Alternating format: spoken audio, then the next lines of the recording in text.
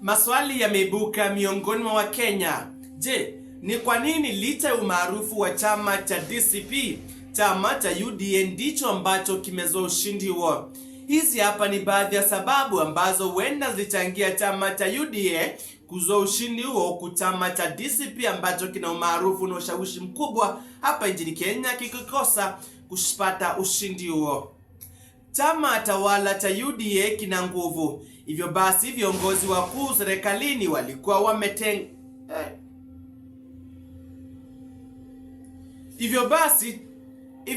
viongozi wakuu serikalini walikuwa wametia nguvu nyingi katika eneo hilo. Mara kwa mara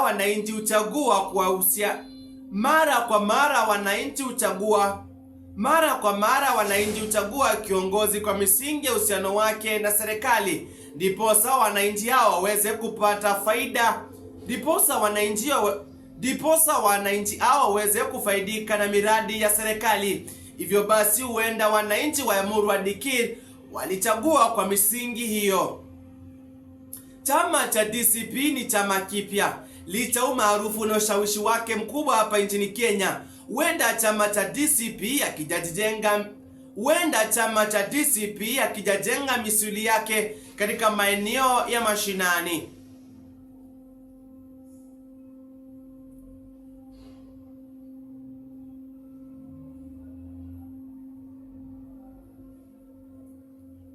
Mara kwa mara pia wananchi huchagua kiongozi kwa umaarufu wake.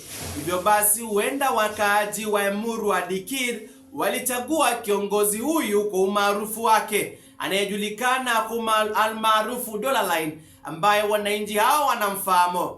Inabainika kuwa mgombea huyu alimewahi shiriki katika uchaguzi na amewahi kuwa debeni mara kwa mara.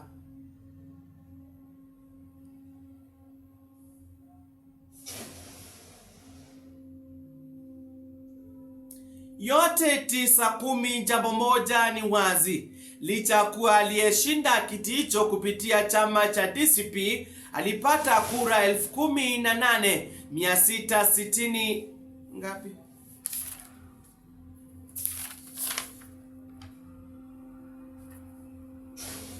Yote 9-10. Licha kuwa aliyeshinda yote 9-10.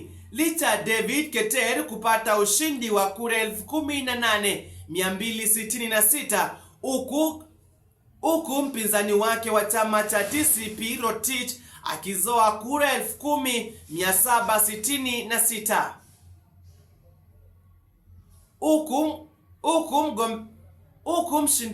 huku mpinzani wake mkuu akipata kura 10,760.